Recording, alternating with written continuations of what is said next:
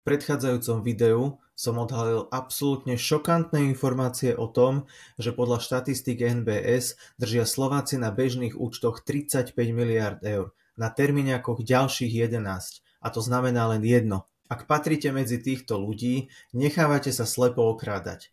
Rok čo rok prichádzate o peniaze a po niektorí ani neviete prečo. V tomto krátkom videu si teda povieme pár vecí o inflácii, tichom zlodejovi, ktorý každoročne znižuje hodnotu vašich úspor. Intro.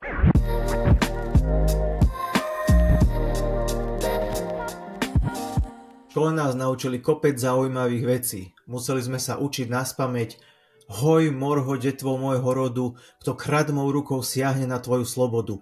A čo jí tam dušu dáš v tom boji divokom, morty len a voľne byť, ako byť otrokom. Ďakujem. No a niektorí sme boli dobrí v matematike. Nie, a 2 plus 2 mi povedz, koľko je?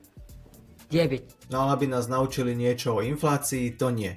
Zbytočne sa ale budeme zaťažovať vymýšľaním kdejakých poučiek, keď je tu pekné vysvetlenie Európskej centrálnej banky. Z tohto textu je podstatné hlavne to, že o inflácii hovoríme vtedy, keď dochádza k všeobecnému rastu cien tovarov a služieb, čo teda znamená, že za 1 euro si dnes kúpime menej ako včera. Čiže... To je málo. Presne tak. Na výšku inflácie samozrejme vplýva celý rad faktorov, ktorými sa tu dnes nebudeme zaoberať. Dôležité je však si zapamätať, že nejaká inflácia existuje a k februáru 2025 bola jej priemerná výška v eurozóne 2,3%.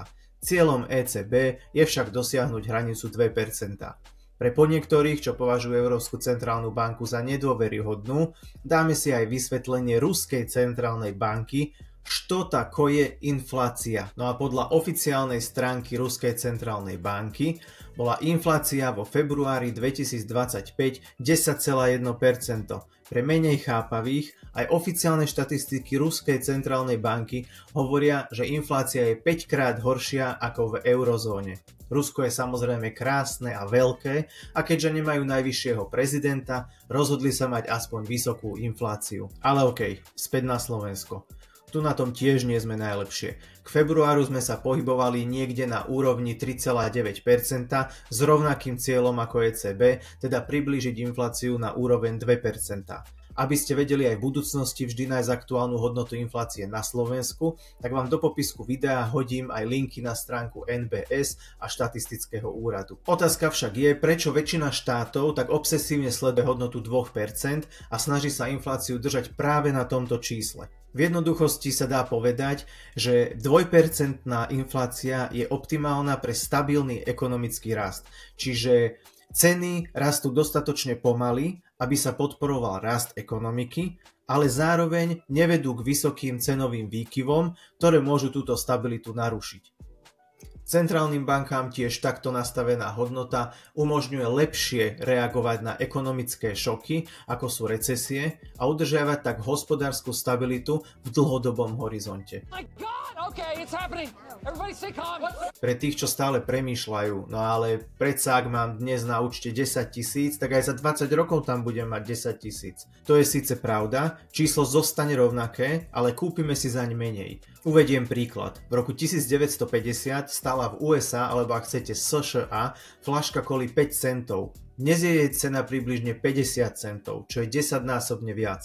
Realita však je, že ak si zrátame infláciu za desiatky rokov, tak sa cena Coca-Coly v skutočnosti vôbec nezmenila. Jediné, čo sa zmenilo, bola hodnota peňazí, a to práve vďaka inflácii.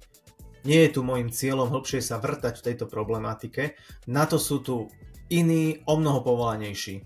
Týmto videom som chcel poukázať akurát na to, že ak držíte peniaze na účte, ich hodnota v čase klesá. A aby sme ju vedeli minimálne udržať, je potrebné začať investovať. A skôr ako si rozoberieme, aké investičné možnosti na Slovensku máme, dáme si ešte jedno video o šetrení. Slováci totiž hovoria, že aj keď majú na účtoch miliardy, nemajú za čo investovať. Vidíme sa teda na budúce a nezabudnite, peniaze nikdy nespia.